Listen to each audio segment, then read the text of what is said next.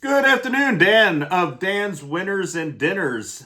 Just wanted to share a little video about how I started to do things differently when it came to sports betting.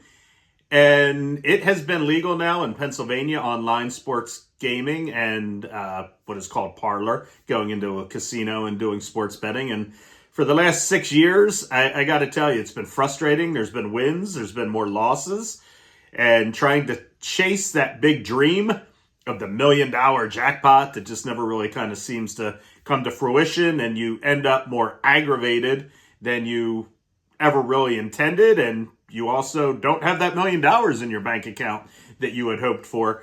And I guess it was about holiday break, beginning of December, so a couple weeks before the holiday break, I said, you know what? I need to try something differently. I'm going to bet smart. I'm going to stay disciplined. I'm going to be calm. Well, that lasted about 3 days or so. Then it actually did get into the holiday break, and I said, you know what? For the next 2 weeks, I am going to be disciplined. I'm going to try this differently. I'm not going to chase. I'm not going to hedge. I'm not going to pretend that I knew everything, because obviously I didn't. And I got to tell you what? This became very emotional. Now, here were the rules that I set up, because if we don't have rules, things are going to get ugly fast. Just like life, just like society, we need guidelines, we need rules. So my rules were simple. I'm going to start with a $200 bankroll. I'm not going to hedge my bets. I'm only going to bet 3 bets per day. No late games while I was asleep and hoping that I'd wake up to a big winner. And no rage betting. If something was a loss, I just sucked it up. I took it. It was a loss. I didn't do this to try to get rich. I just tried to see that if I could set up some guidelines and some structure, maybe this would become fun again. And you know what? I wanted to see if this could become, to be honest, if it could become normal. So week 1, I had a lot of confidence. No real proof yet. Bankroll wasn't going crazy high, wasn't going crazy low. I wasn't reckless. That was really the most important thing that I want to share. I wasn't reckless, I wasn't chasing, I wasn't hedging, and quite honestly, I was optimistic, which actually might be worse, because when you start to get that optimism, which is a good thing, don't get me wrong, you don't want to be negative. Life is too short, you want to be optimistic, but it can give you a false sense of everything you touch is going to turn into a winner, it's going to turn into gold.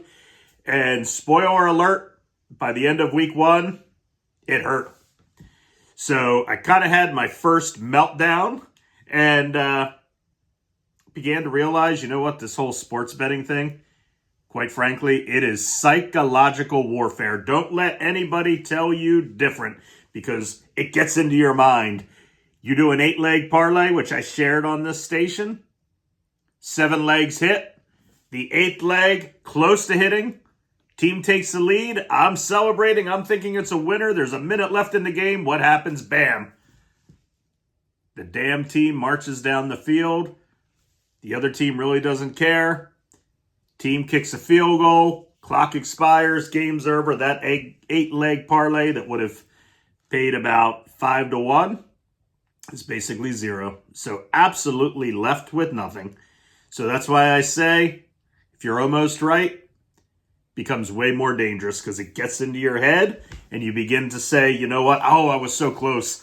You know what? Instead of an 8-legger, next time I'm just going to do a 7-legger. That will be the way to hit. And then I said, you know what? I'm not going to do a 7-legger. I'm going to get back to what this whole exercise was about. Setting up structures, setting up guidelines. And I got to tell you, it was boring as hell. But a little something changed. I started doing fewer bets. I started waiting for what looked and through research said was optimal betting situations, whether it's the right weather for an over-under, whether it's finding out the information about who's playing, who's not playing in a particular game. And that led to more winning, less yelling, and a boring type of excitement. It wasn't that immediate rush. It was okay, cool, I won. Now, the other thing that I incorporated back to this whole guidelines and structure, just like we need in society, and sometimes we see that that's slowly eroding, but that's okay. That's neither here nor there. This is about sports gambling and really making it more fun. Obviously, we all want to be winners. We want to retire. We can be the guy that said, hey, I won $10 million. This was great. I bet on this team and I loved it. You know what? That's not going to happen, or it might not happen. Probability says it won't. But what did work, and at the end of this, I'll tell you, we all want to know, did it work, did it not work? I'm going to say it did work, and I'm going to show you how it did work and why it worked. But a few guidelines that I put into place that I want to share. We all have instincts. I tell you, there's all kinds of metacognitive research out there that fight or flight responses that we get if something doesn't feel right and you should leave a situation. That's I personally believe in a higher being. I think that's the Holy Spirit and the God telling us, get the hell out of that situation. Some people don't believe in that. They just think it's a part of our body that tells us to get out of a situation. Whether what you believe, that's neither here nor there.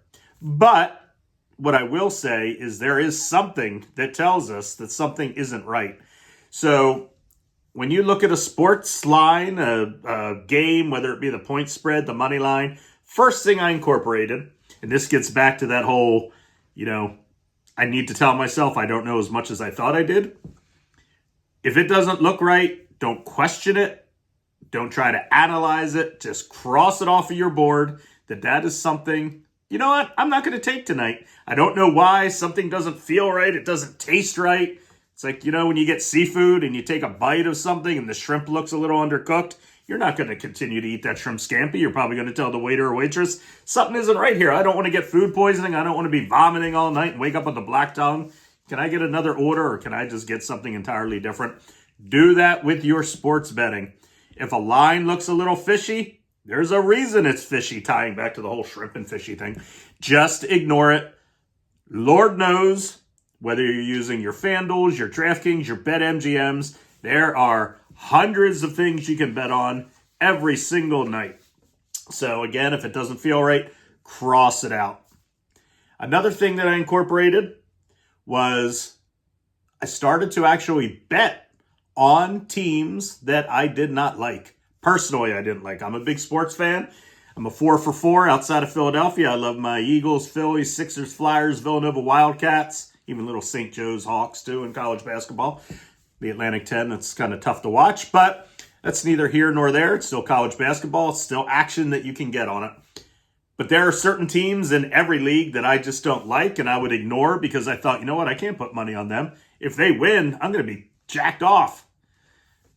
So I changed my mindset and I said, you know what? Dallas Cowboys, they have a damn good offense. They can put points up. I'm going to take a team total on the Cowboys. You know what? If they win, fine. All I'm concerned about is they score at least 23.5 points. And you know what? By halftime, I already had a winner. It was a beautiful thing. That's something I would have ignored in the past because, God forbid, I put money on the Dallas Cowboys. Likewise, another little rule that I put into place, no road teams in college. These are 18, 19, 20. Now with NIL and the transfer protocol, they're 22, 23-year-olds, but the point is they're still kids. They get emotional. They're going to college campuses. Who knows how long they've been up at night? They have to travel. It's not necessarily, top flight accommodations when they're traveling, especially for these smaller schools. Even if a spread looks big or they seem like the obvious favorite, ignore road teams in college. Anything can happen. I'm not saying automatically take the home team, but what I'm saying is just get a mindset. You're not going to take a road team in college. Too many examples, whether it be college football, college baseball, college basketball. Crazy stuff happens. So again, use that as an elimination tool. We have the, if it doesn't feel right, eliminate it. We have the no road teams in college. And we have the get rid of, I hate this team or I love this team. That way, therefore, I'm either going to bet on it or I'm not going to bet on it. Just get rid of that. So I finally set in all these little guidelines and structures. and I began to win. As simple as that. Now I'm still wearing a $60 NFL jersey of my favorite team, the Eagles, instead of a $200 authentic jersey, but the mental aspect of beginning to win was refreshing. Then I said, you know what? I need some more structure into this.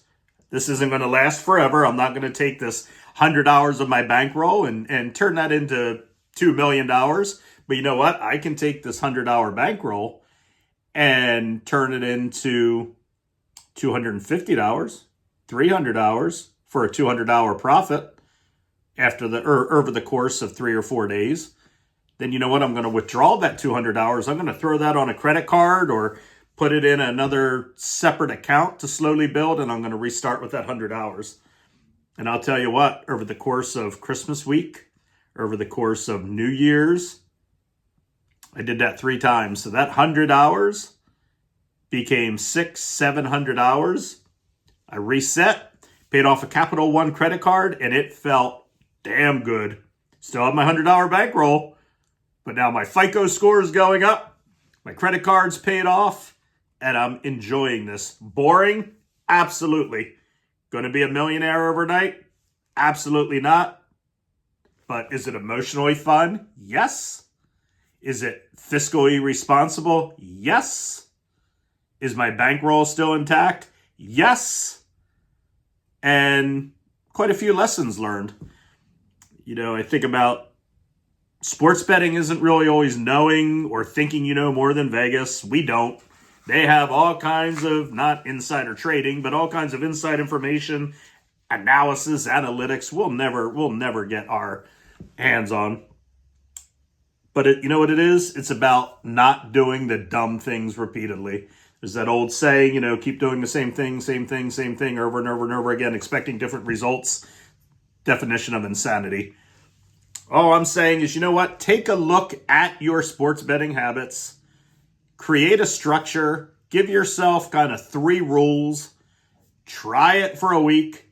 And you know what? Let's see how you feel in a couple weeks. Doesn't have to be the exact rules that I mentioned, but think about why you lose. Are you doing too many legs? Maybe try just doing straight bets instead of a parlay. If you're doing 20 legs, you know what? Knock it down to 10 legs. Just see how you do.